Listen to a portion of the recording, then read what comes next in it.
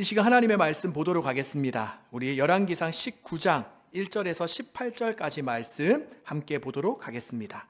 열왕기상 19장 1절에서 18절까지 말씀입니다. 네, 조금 긴 말씀인데 우리 한 절씩 교독해서 읽도록 하겠습니다. 열왕기상 19장 1절부터 18절까지 말씀입니다.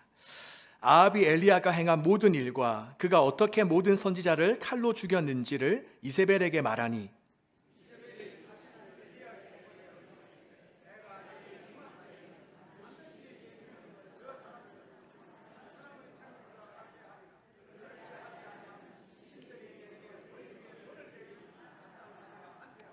그가 이 형편을 보고 일어나 자기의 생명을 위해 도망하여 유다에 속한 부엘셀바에 이르러 자기의 사안을 그곳에 머물게 하고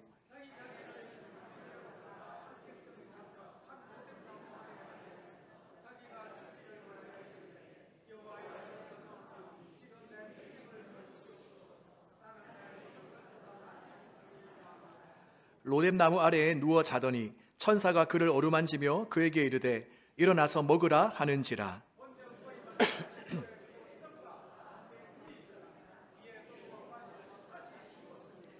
여호와의 천사가 또 다시 와서 어루만지며 이르되 일어나 먹으라 내가 갈 길을 다 가지 못할까 하노라 하는지라.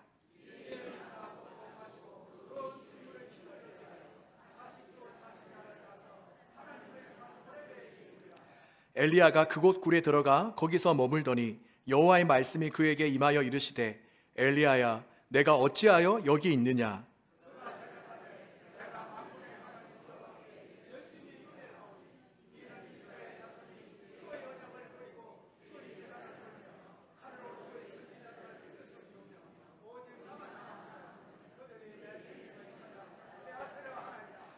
여호와께서 이르시되 너는 나가서 여호와 앞에서 산에 서라 하시더니 여호와께서 지나가시는데 여호와 앞에 크고 강한 바람이 산을 가르고 바위를 부수나 바람 가운데 여호와께서 계시지 아니하며 바람 후에 지진이 있으나 지진 가운데에도 여호와께서 계시지 아니하며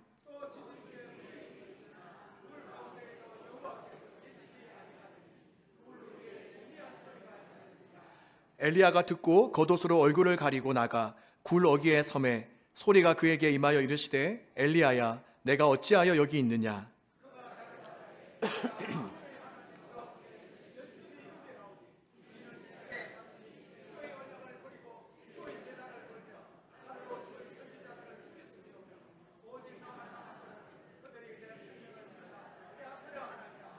여호와께서 그에게 이르시되 너는 내 길을 돌이켜 광야를 통하여 다메섹에 가서 이르거든 하사엘에게 기름을 부어 아람의 왕이 되게 하고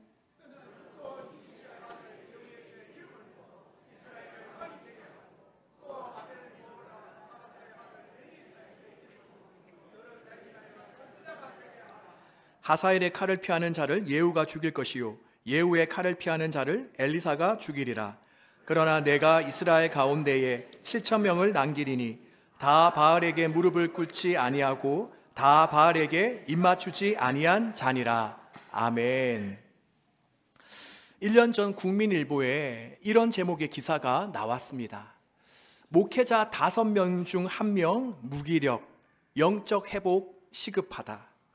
그리고 그 내용을 보면 기사의 제목처럼 국내 목회자 5명 중에 1명은 무기력증을 느끼고 있다는 것입니다. 그리고 또 답답하거나 피곤하다고 느끼는 목회자도 30%가 넘었습니다. 자, 그런데 여러분, 이러한 현상이 비단 목회자들 뿐이겠습니까? 요즘에 살아가고 있는 많은 사람들을 보면 이런저런 여러 가지 이유로 피곤함과 무력감, 그리고 허탈함과 우울함을 느끼며 살아가는 분들이 참 많은 것 같습니다. 때로는 시험이나 취업에 실패를 해서, 또 때로는 가난이나 질병이 너무나도 오랫동안 지속되어서, 또 직장 생활이나 사업이 뜻대로 잘 되지 않아서, 그리고 아니면 반대로 열심히 준비한 프로젝트나 행사를 성공적으로 잘 마친 뒤에 우리는 깊은 침체와 무기력감에 빠지기도 합니다. 자, 그렇다면 지금 이 자리에 계신 우리 성도님들은 어떠하십니까? 전에 제가 한 TV 프로그램에서 번아웃이 올 때 나타나는 증상들에 대해 이야기하는 것을 본 적이 있는데 거기에 보면 대표적으로 4가지 증상이 나옵니다. 이 시간 한번 그 증상을 잘 들어보시면서 나는 이 중에 과연 몇 가지나 해당이 되는가 한번 살펴보시기를 바랍니다. 자, 총 4가지인데요. 먼저 첫 번째, 우리가 탈진이 되면 나타나는 첫 번째 현상은 무엇이냐? 바로 이유 없이 체중이 감소된다는 것입니다. 즉 이유 없이 살이 빠지게 된다는 것입니다. 네, 이것을 보니까 우리 모두는 번아웃은 아닌 것 같습니다. 자, 그리고 두 번째로 알레르기 반응과 몸 곳곳에 염증이 생기게 된다는 것입니다. 바로 면역력이 저하되다 보니까 몸속에 그러한 증상들이 나타나는 것이죠. 그리고 세 번째는 뭐냐? 아마 우리 많은 청년들이 여기에 해당되던데 단짠이 당긴다는 것입니다. 네, 우리 성도님들 어떠십니까? 바로 우리가 식욕이 떨어지면서 계속적으로 자극적인 음식만 찾게 된다는 것입니다. 그리고 마지막은 불면증입니다. 바로 탈진이 되면 몸이 항상 늘 긴장 상태에 놓여 있어서 제대로 된 숙면을 취하지 못한다는 것입니다. 자, 이렇게 4가지가 나왔는데 우리 성도님들은 몇 가지에 혹시 해당되십니까? 네, 그리고 꼭 이러한 증상들이 나타난다고 지금 내가 탈진했다, 번아웃이다 라고 우리가 확정하지는 못하겠지만, 그래도 우리가 이 시간을 통해서 한번 우리 몸의 신호들에 귀를 기울일 필요는 있는 것 같습니다. 자, 그런데 오늘 본문을 보면 이러한 탈진 현상을 겪는 한 사람이 등장하게 됩니다. 자, 누가 등장하게 되죠? 네, 바로 엘리야입니다. 다들 잘 아시다시피 이 엘리야는 북이스라엘의 가장 암흑기라 할 수 있는 아합 왕 시대에 활동했던 선지자로 그의 능력과 카리스마는 정말 대단했습니다. 그는 평범한 출신으로서 북이스라엘의 최고 권력자인 아합 왕에게 나아가서 아주 당당하게 하나님의 메시지를 전하였습니다. 그리고 또한 엘리야가 기도하자 3년 6개월 동안 북이스라엘 땅에 비 한 방울 오지 않는가 하면, 또 사르밧 과부의 양식이 고갈되지도 않았고, 또 그의 죽은 아들이 다시 살아나기도 하였습니다. 자, 그리고 최고의 순간은 언제입니까? 바로 바알과 아세라 선지자 850명과의 대결입니다. 그는 갈멜산에서 850대 1이라는 정말 말도 안 되는 영적 전쟁에서 대승리를 거둔 그러한 위대한 영웅이었습니다. 자, 그런데 오늘 우리가 방금 전에 읽은 본문에서는 어떻습니까? 그런 기세등등한 모습을 찾아볼 수 있나요? 네, 찾아볼 수 없습니다. 오직 그에게서 찾아볼 수 있는 것은 절망과 좌절, 그리고 한숨과 낙심으로 가득 차 있는 아주 연약한 인간의 모습뿐입니다. 자, 그렇다면 그 이유는 무엇일까요? 왜 한숨과 능력의 종에서 이렇게 연약한 인간의 모습으로 탈진 형상을 겪게 되었겠습니까? 그 첫 번째는 바로 두려움 때문입니다. 자, 첫 번째는 뭐 때문이라고요? 두려움 때문입니다. 우리가 본문 2절에 보면 아합 왕으로부터 갈멜산 전투에 대해 들은 그의 아내 이세벨은 심부름꾼을 엘리야에게 보내어서 이런 말씀을 전하게 합니다. 내가 내일 이맘때에는 반드시 너의 생명을 저 사람들 중 한 명과 같게 하겠다. 자, 뭔가 말을 어렵게 했는데 그 말이 무슨 말이죠? 내가 내일 이맘때에는 너를 꼭 죽이고 말겠다라는 것입니다. 그러자 그 말을 들은 엘리야는 어떻습니까? 순간 두려움과 공포에 휩싸여서 예전에 그 당찬 모습은 온데간도 없게 되고 말았습니다. 자, 그렇다면 이렇게 엘리야에게 두려움이 찾아온 이유, 그가 이렇게 된 이유는 단순히 이세벨이 전한 그 말 때문이겠습니까? 그렇지 않습니다. 불과 며칠 전만 해도 조금 전에도 말씀드렸다시피 그는 아합 왕 앞에서도 떨지 않고 하나님의 심판 메시지를 전했습니다. 그렇다면 왜 엘리야는 이처럼 한순간 겁에 질린 사람이 되고 말았습니까? 그 이유는 무엇일까요? 그것은 바로 지금껏 자신과 함께 하시며, 그리고 자신과 함께 하시면서 크고 놀라운 일을 일으키셨던 하나님의 존재는 있고, 순간 자신을 죽이기 위해 달려오는 이세벨, 그리고 그 현실 앞에서 아무것도 할 수 없는 연약한 자신의 모습만 바라보고 있었기 때문입니다. 이렇게 여러분, 나와 언제나 함께 하시는 하나님, 나의 도움 되시는 하나님을 바라보지 않을 때에 저와 여러분, 우리 모두에게는 어떤 일이 일어나게 됩니까?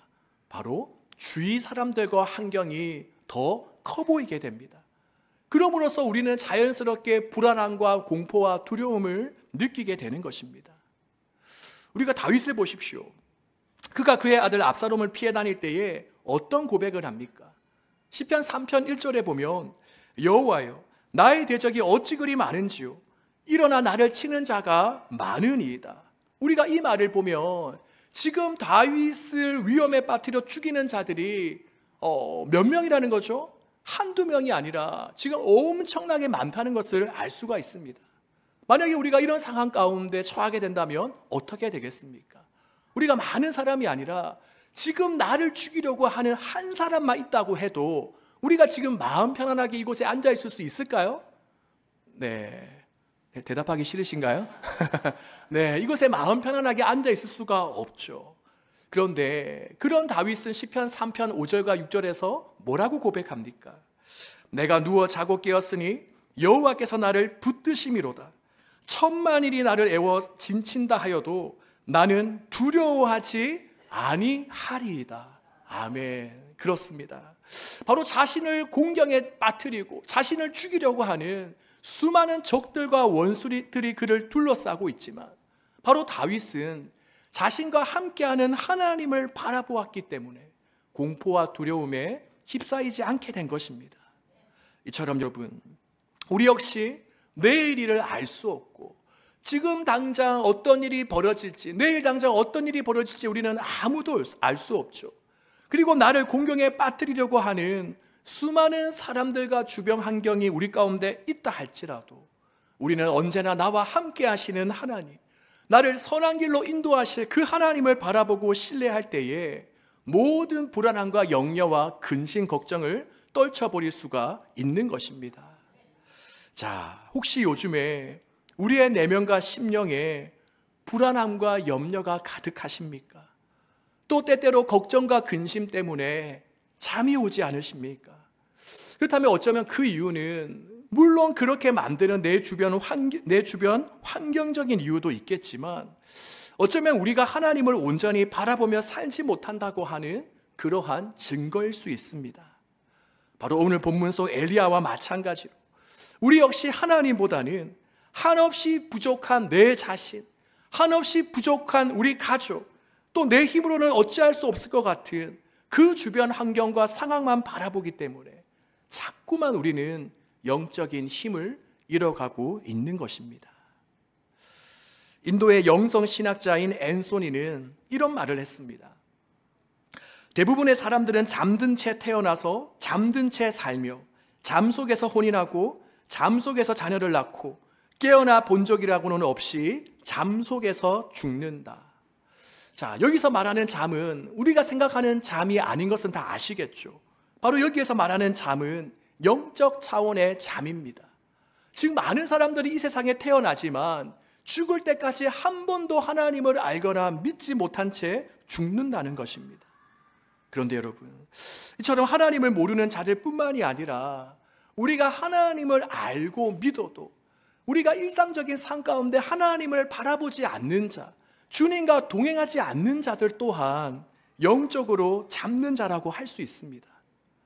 바로 하나님을 믿는다라고 하지만 우리가 온전히 하나님을 바라보며 동행하는 삶을 살지 못하기 때문에 이 세상에서 그런 자들은 하나님과 동행함으로써 누리게 되는 기쁨과 평안을 맛볼 수가 없는 것입니다. 그러기에 바라기는 늘 우리의 시선과 마음이 하나님께 고정되어져 있을 수 있기를 바랍니다. 그래서 하나님과 동행함으로써 누리게 되는 이러한 복과 은혜를 우리가 날마다 누리시는 저와 여러분 되시기를 주님의 이름으로 축복합니다. 자, 그리고 계속해서 본문을 보면 이렇게 엘리야는 더 이상 하나님이 아니라 자신을 죽이려고 하는 이세벨에게 주목하자 벌벌 두려워 떠며 도망자로 전락하고 말았습니다. 그래서 3절을 보니 엘리야는 어디까지 도망갑니까? 바로 유다에 속한 부엘세바까지. 즉 엘리야는 북이스라엘 땅에서 도망가는 것은 물론이고 그 밑에 있는 남유다, 거기서도 최남단인 부엘세바까지 이세벨을 피해서 멀리 도망가고 있습니다. 자, 그러니 우리나라로 치면 저기 저 서울에서 어디까지 도망가는 걸로 우리가 볼 수 있을까요? 뭐 아마 땅끝 마을인 해남 정도까지 이렇게 엘리야가 도망가는 것으로 우리는 여길 수 있습니다. 그리고 그것도 마음에 놓이지 않았는지 4절에 보면 엘리야는 하루길을 더 걸어서 광야로 들어갑니다. 바로 아무도 살지 않는 외딴 광야로 숨어 들어간 것입니다. 그리고 거기에서 엘리야는 하나님께 하소연합니다. 하나님, 이제 저는 더 이상 바랄 게 없습니다. 제발 저의 목숨을 좀 거두어 주십시오. 제발 저의 목숨을 좀 끊어 주십시오. 여러분, 이 정도로 엘리야가 지치고 절망하게 된 이유는 무엇입니까? 바로 첫 번째는 앞에서도 이야기했듯이 하나님을 바라보지 않음으로써 나타나는 두려움과 공포 때문이기도 하겠지만, 두 번째 이유는 뭐냐? 바로 자신이 원하는 대로 이루어지지 않았기 때문입니다. 즉 자신이 원하고 바라던 그 기대와 꿈이 한순간에 물거품이 되고 말았기 때문입니다. 아마도 엘리야는 바알과 아세라 제사장과의 대결에서 승리한 후에 이런 생각했을 것입니다. 그래, 이제 기세는 완전 우리 쪽으로 기울었구나. 이제 더 이상 바알은 북이스라엘 땅에서 붙이지도 못하겠구나. 그런데 그 뒤에 일어나는 결과는 어떻습니까? 이세벨의 기는 조금 더 꺾이지 않고 오히려 자신을 죽이기 위해 달려듭니다. 그러니 엘리야는 자신이 원했던 바대로 다르게 전개되는 그 현실, 그리고 본인이 아무것도 할 수 없는 그 현실 앞에서 완전히 절망하고 말았습니다. 이것은 저와 여러분도 마찬가지입니다. 우리 역시 마음이 한없이 무너지고 절망할 때는 언제입니까? 이제는 모든 것이 다 끝났다, 아무런 소망이 없다, 더 이상 살고 싶지 않다라고 생각될 때가 언제이죠? 바로 내가 꿈꿨던 것, 내가 기대한 모든 것들이 다 물거품처럼 사라져 버릴 때입니다. 내가 이 정도 공부하고 준비했으면 이번에는 꼭 취업할 줄 알았는데, 내가 이 정도 기도하면 남편이 술을 끊고 하나님께로 돌아올 줄 알았는데, 또 내가 이 방법대로 자녀를 양육하면 자녀들이 잘 자라줄 줄 알았는데, 또 내가 이 정도 열심히 일하고 충성했으면 이번에는 회사에서 꼭 승진할 줄 알았는데, 바로 이처럼 자신의 기대와 바람대로 되지 않을 때에 우리는 체념하게 되고 낙심하게 되는 것입니다. 어떻습니까? 이 자리에 계신 우리 성도님들은 다들 이런 경험들이 있으십니까? 네, 저만 해당되나요? 그럼 설교 여기서 끝나야 되는데, 네, 일단은 뭐 있다고 치시고, 자, 그렇다면 이처럼 우리에게 극심한 위기와 우울, 그리고 탈진 증상이 올 때에 과연 우리가 어떻게 그것들을 우리가 극복하고 이겨낼 수 있겠습니까? 우리가 이 시간 짤막하게 3가지 비결에 대해서 말씀드리려고 하는데요. 자, 먼저 첫 번째는 뭐냐? 네, 이 첫 번째 비결은 다들 참 좋아하실 것 같아요. 첫 번째 비결은 뭐냐? 한번 따라해 볼까요? 잘 먹고 잘 쉬는 것입니다. 자, 잘 먹고 잘 쉬는 것입니다. 어떻습니까? 좀 비결이 마음에 드시죠? 네, 바로 탈진 상태에 빠진 엘리야가 로뎀 나무 아래에 쓰러져 잠이 들었는데, 그때 하나님께서 꿈속에 나타나서 그에게 말씀하셨습니다. 자, 뭐라고 말씀하셨습니까? 야 엘리야야, 지금 너 왜 이 정도밖에 하지 못해? 어디서 너 지금 이렇게 어리광을 피우고 있어? 너 지금 하는 것 보니까 오늘부터 40일간 금식 좀 해야겠다. 네, 이렇게 말씀하셨습니까? 그렇지 않습니다. 오히려 하나님은 천사를 통해서 숯불에 구운 떡과 물 한 병을 보내주셨습니다. 그리고 엘리야에게 말씀하시죠. 엘리야야, 어서 일어나 이것을 좀 먹으라 라고 말씀하셨습니다. 그리고 그 말씀대로 엘리야는 일어나서 먹고 또 숙면을 취함으로 말미암아 다시 힘을 얻게 되었습니다. 자, 그래서 우리가 8절, 오늘 본문 8절 말씀을 보면 이렇게 되어져 있습니다.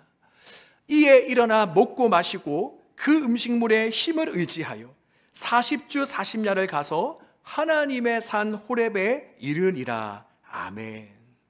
자, 우리가 이것을 보면 영적인 무력감으로부터 벗어날 수 있는 비결이 무언가를 알 수 있는데, 방금 전에도 말씀드렸듯이 잘 먹고 잘 자고 잘 쉬는 것입니다. 이 말이 조금은 이상하게 들릴 수도 있겠지만 때로는 우리가 성경을 읽고 기도하는 것보다 때로는 잘 먹고 잘 쉬고 잘 자는 것이 지친 우리에게 더 약일 때가 있습니다. 왜냐?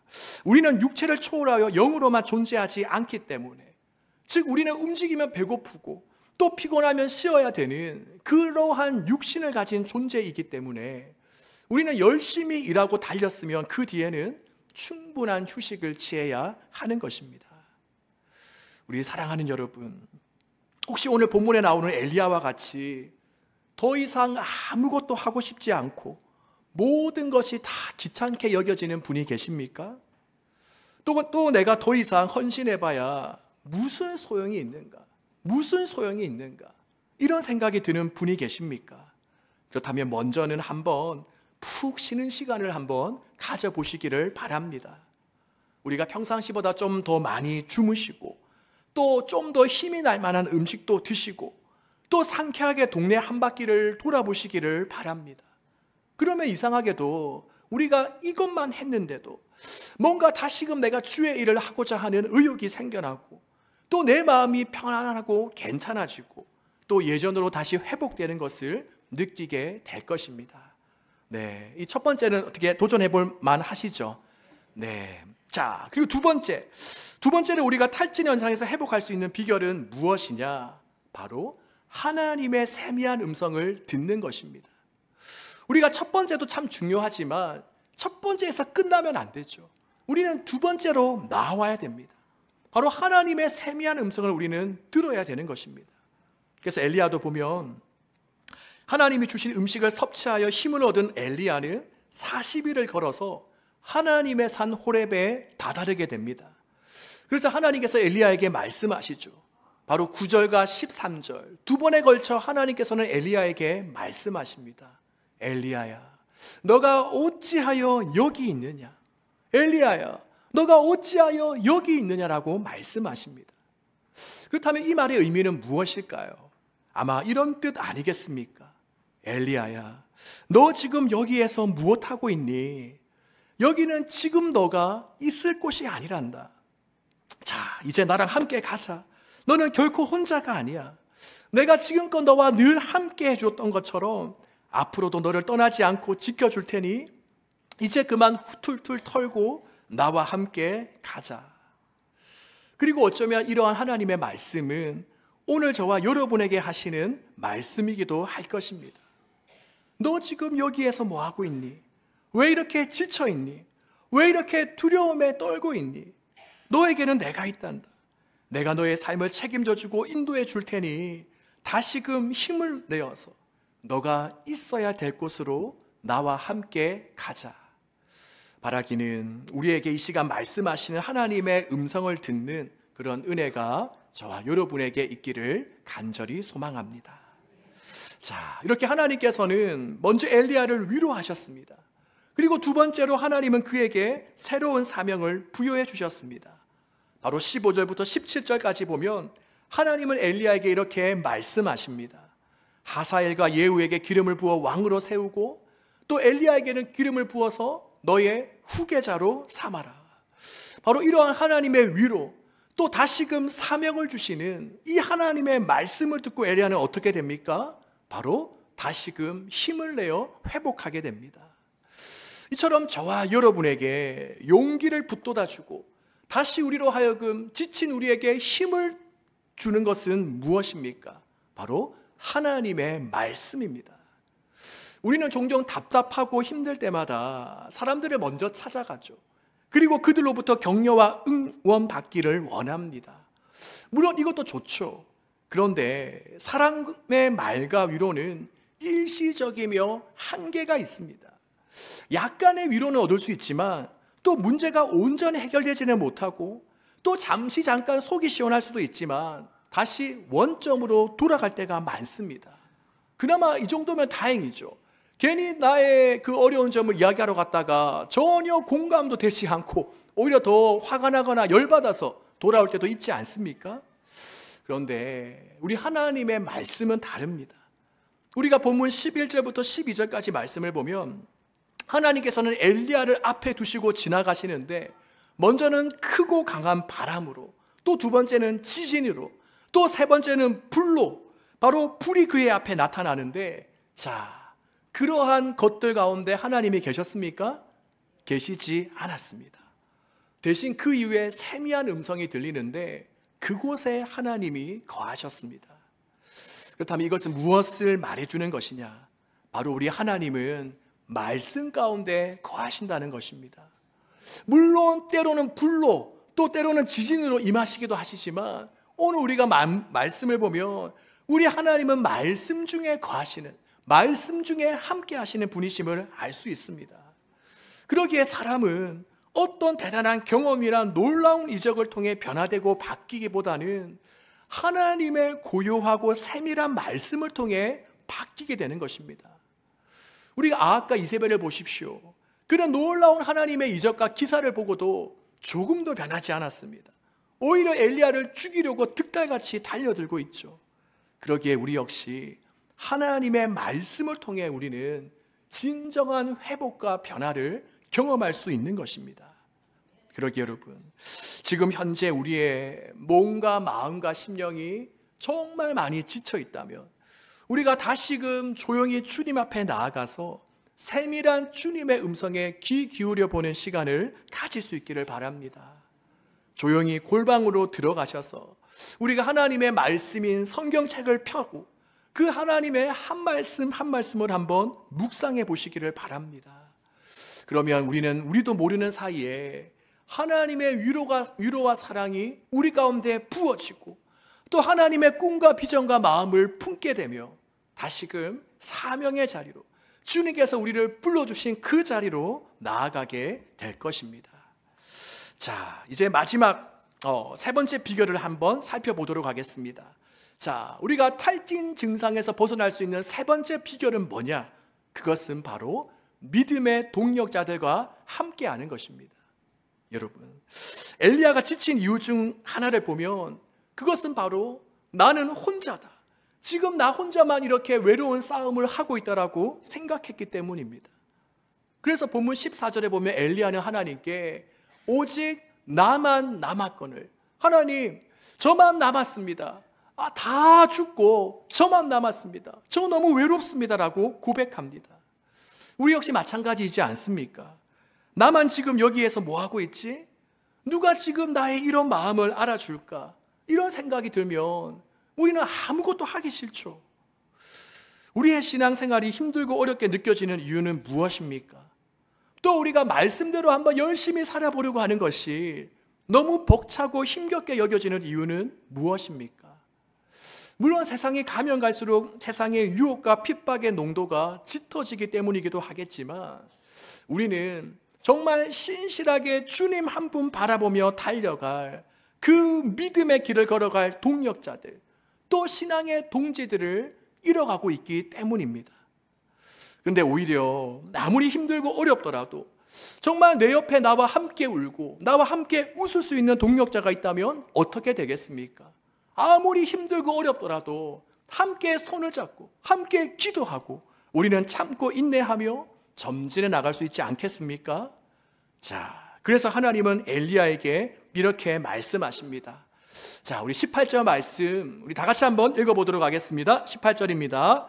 그러나 내가 이스라엘 가운데에 7,000명을 남기리니 다 바알에게 무릎을 꿇지 아니하고 다 바알에게 입맞추지 아니한 자니라. 아멘. 자, 이 말씀을 들은 그 순간 엘리야는 얼마나 힘이 났겠습니까?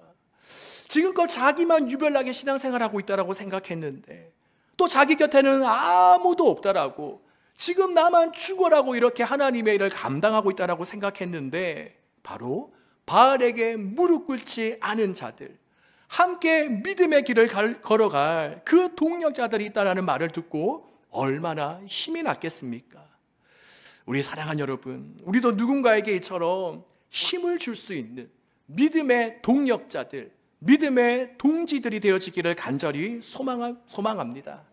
자, 그러기 위해서는 먼저 우리가 감당해야 될 몫이 있는데 그것은 바로 바알에게 무릎 꿇지 않는 7,000명이 되어야 합니다. 바로 이 시대의 남은 자가 되어야 우리는 동역자들을 위로하고 세워주고 격려해 줄 수가 있는 것입니다. 바로 온 세상이 다 주님께 등을 돌린다 하여도 주님 편에 홀로 설 수 있는 자, 또 온 세상이 나를 조롱하고 핍박한다 하여도 주님을 부끄러워하지 않고 오히려 드러내고 전할 수 있는 자, 바로 우리 모두가 이런 하나님의 남은 자가 되어서 누군가에게, 동역자들에게, 우리 남전도 여전도 회원들에게 힘과 용기를 불어넣어 줄 수 있는 그런 동역자가 되시기를 주님의 이름으로 축복합니다.